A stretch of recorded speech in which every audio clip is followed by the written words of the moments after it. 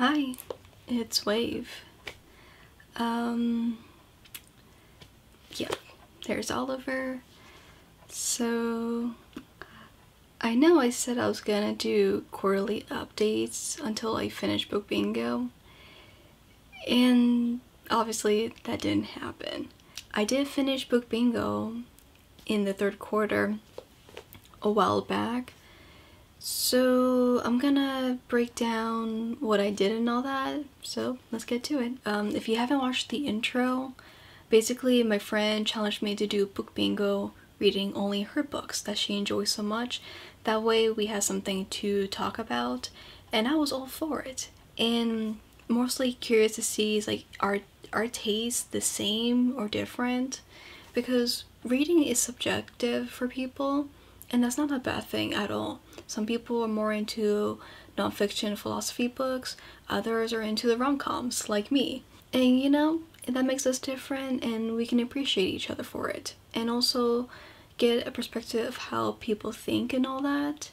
Well, I don't know to what degree, but you know, it's just something to think about. And we only live once, so let's enjoy it. So in my bullet journal, I actually kept track of my books I had to read for the year, but also color-coded to see what do I actually read percentage-wise without the percentage. So basically what I did was yellow was basically audiobooks, pink was physical, purple was Kindle, because I have a Kindle now. I throw the video up on the screen somewhere. And the green is for online. So doing the color coding was actually useful because it showed me like how much I was consuming, which type of category, and it was audiobooks. I'll have it up on the screen of what it looks like, and I'm actually not happy about that because it has affected me personally. When it comes to my writing. If you guys didn't know, I'm writing my book. Yeah, so it's literally like overstimulated so much inside of me that my brain just becomes frazzled, and I actually could not read physical books like I used to.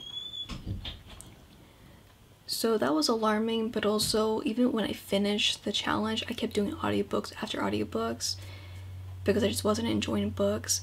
And I know that to finish up these books, I end up like, what is it? The Goddess Test, the Selection. I actually did start reading it on the Kindle, but then I switched to audiobooks because I just didn't like it. And I will, for one of these books, go into a deep dive of why I didn't like it. Basically a technical aspect. Nothing against the authors or anything, because I have no idea who these authors are.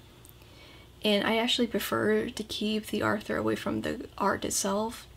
My 5-star rating was actually all rights reserved. That one surprised me because I didn't think I was gonna get back into dystopian, but that one actually resonates so much because it applies today. A lot of the books I just didn't care for. My 4 stars was actually The Love Hypothesis. That's another one I'll talk about as well. Skyward. I actually never read any books from Brandon Sanderson, but I've heard many good things about him, and I actually was pleasantly surprised of how much I like it. Sci-fi isn't my go-to genre to read, but I actually enjoyed it because he creates flawed characters, but you see the character growth and all that, and he has some comedic side to him which I enjoy. So I'm actually gonna keep on reading more from him. Skyward series in itself, maybe in a later future, but I know right now I don't have any capacity to read sci-fi at the moment, so I know that it's like, let me just back off and just go for what I'm craving at the moment. To All the Boys I Love, I gave that a 3-star. It wasn't bad, but it wasn't up to my liking. That, I mean, it's a YA novel, so I haven't been really into YA novels recently. But also the character was a bit immature, but it's a teenager, so it's a decent read. Fourth Wing. Now, Fourth Wing for me, and I know my friend was telling me about that people either love it or just hate it. I'm just neutral about it, actually. So I can see why people like love it to death, because the author herself is bringing back what good books used to be, making the characters flaw, and second of all, giving a ton of conflict. The character does not get her way, and basically no Mary Sue characters in general, and it's a good thing. And she writes a compelling story, but she does have some faulty, like the romance for me should have been held back for like another book later in the series, or at least in the second book. And what was another thing? Oh yeah, the book was way too long.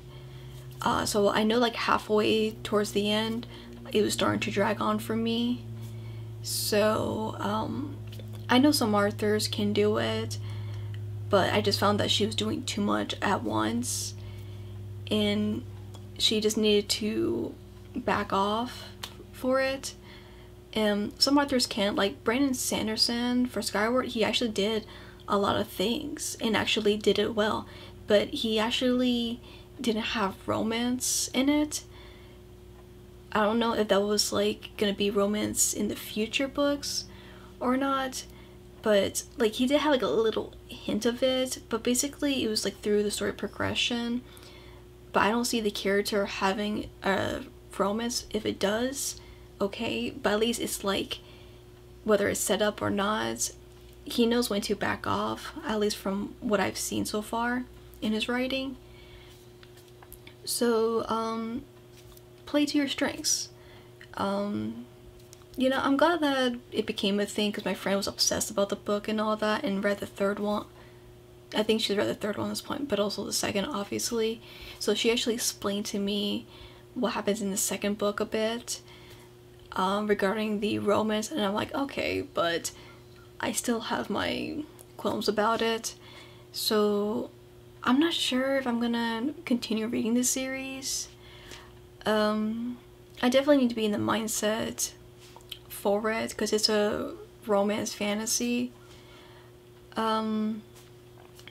But like I said, it's a commitment to go into those heavy books. So that's something to keep in mind. Like I said, I don't hate it, but also I don't love it. I'm basically, it was 3. I gave it 3 stars.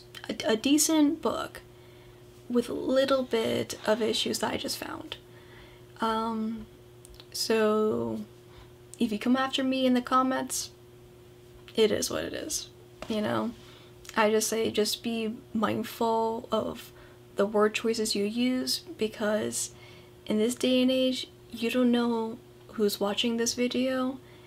And I remember when I started YouTube, when it became a thing and all that, I was a kid. So imagine how many minors are gonna watch these type of videos.